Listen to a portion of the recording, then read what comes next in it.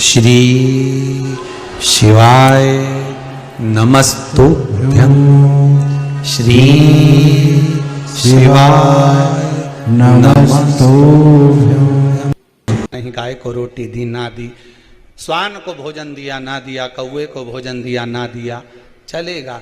पर जिस दिन अमावस्या के दिन पितृपक्ष समाप्त हो, उस दिन प्रदोष काल में, प्रदोष के समय पर, प्रदोष काल में शाम के समय पर जाकर किसी भी नदी, तालाब, बावड़ी, कुआं, कहीं ना कहीं जो आपके पास में हो, वहां पर एक घी का दिया, बत्ती का मुंह दक्षिण की ओर कर कर अवश्य जला कर जाना। सारे पितृदोष समाप्त हो जाएगा, सारा पितृदोष समाप्त। अमावस्या के दिन किसी भी जलाशय के पास में, नदी, तालाब, बावड़ी, कुआं, जो आपके शहर में, आपके गांव में, आपके नगर में हो, वहां जाकर लगा दे। अगर नदी, तालाब, बावड़ी, कुआं नहीं है तो पीपल का वृक्ष हो या बेलपत्री का वृक्ष हो या बट का वृक्ष हो, उसके नीचे लगा दो प्रदोष काल में। पर अमावस्या के दिन लगाएं जरूर। क्यों?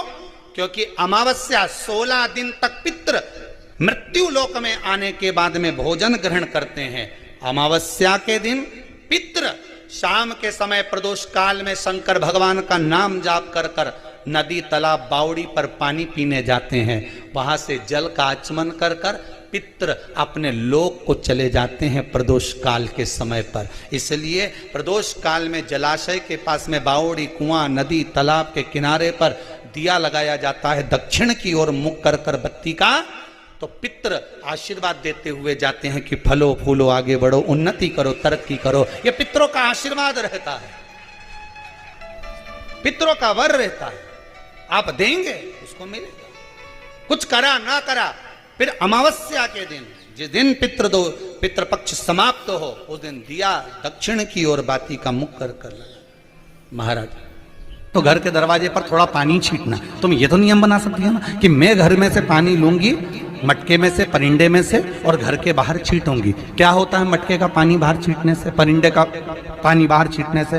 तो गरुड़ पुराण के अंतर्गत लिखा है तृतीय अंश के अंदर कि हमारे घर का जो मटका होता है वो मटका परिंदा कहलाता है। परिंदा का मतलब होता है पितरों का स्थान।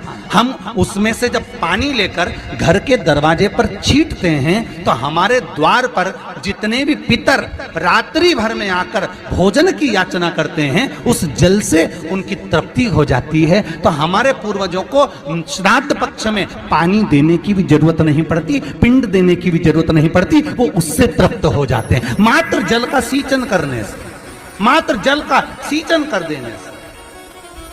आप कोई नियम मत बनाओ। एक नियम तो बना सकते हो कि पानी बाहर छीटूंगी, एक नियम तो बना सकते हो कि मैं परिंदे पर दिया लगाऊंगी, एक नियम तो बना सकते हो कि मैं दरवाजे पर दिया लगाऊंगी, एक नियम तो बना सकते हो कि एक चावल का दाना मैं प्रतिदिन शंकर जी को चढ़ाऊंगी।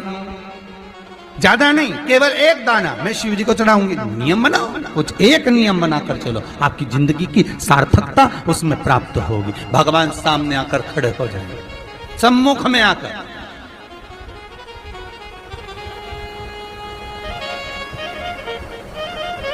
नियम आपका होगा, पूरा उसको करना होगा, पूरा उसको करना। 16 दिन श्राद्ध के होते हैं और 16 दिन श्राद्ध में से कोई भी एक दिन श्राद्ध का, जो तुम्हारी मर्जी पड़ जाए, जिस दिन तुम घर में फ्री हो, जिस दिन तुम्हारी मर्जी पड़ जाए, जिस दिन तुम्हारा मन कर जाए, उस दिन वृषकपि, विषकपि नाम लेकर एक रोटी में थोड़ी सी शक्कर या गुड़, थोड़ा सा चावल, थोड़ा सा, अगर चावल नहीं हो तो खीर बन जाए तो ज्यादा अच्छी है, रोटी के अंदर रखकर वृषकपि या विषकपि, भगवान शंकर का एक अवतार नाम लेकर अपने दरवाजे के बाहर खड़े होकर जो गौ माता को श्राद्ध पक्ष में किसी भी दिन ये भोजन वृषकपि का नाम लेकर दे देते हैं, उसके घर में कभी संपदा की कमी नहीं आती, धन की कमी नहीं आती। एक कटोरी में पंचामृत बनाकर ले जाते हैं, दूध, दही, शहद, घी, शक्कर, ये सब मिलाकर यदि आप लेकर जाते हैं और ले जाकर भगवान शंकर के सामने समर्पित करते हैं, एक बेलपत्री अशोक सुंदरी, अभी तक आपने जो बेलपत्री चढ़ाई है अशोक सुंदरी के ऊपर, डंडी का मुख जहां से पानी बहता है उस ओर रखा जाता है।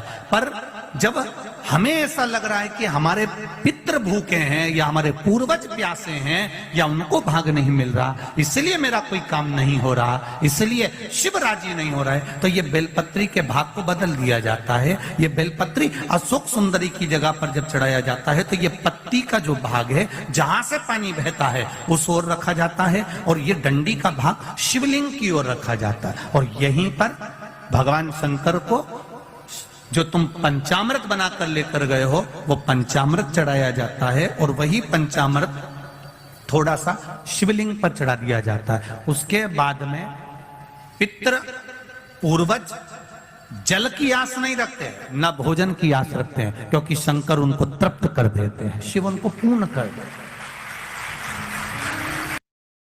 कई माता भगवान ने नंदी की ओर इशारा करा, नंदी ने तारकासुर से कहा, सुन तारका,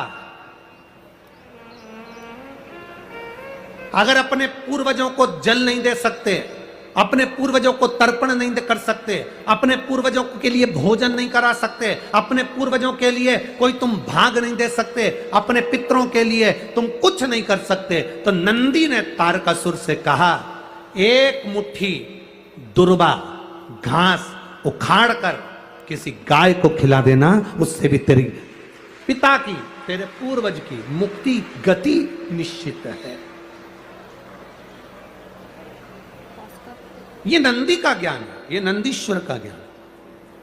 16 दिन श्राद्ध में बन सके, आप अगर किसी को भोजन करा सके ठीक है, ना करा सके ठीक है, कुछ नहीं बने तो थोड़ी सी घास, थोड़ा सा ग्रास तोड़कर गौ माता को भी खिला देने पर हमारे पूर्वजों को, हमारे पितरों को मुक्ति प्राप्त हो जाती है, मोक्ष मिल जाता है। क्यों? गौ माता के शरीर में देवताओं का निवास है, उसको जानने वाला जान सकता है।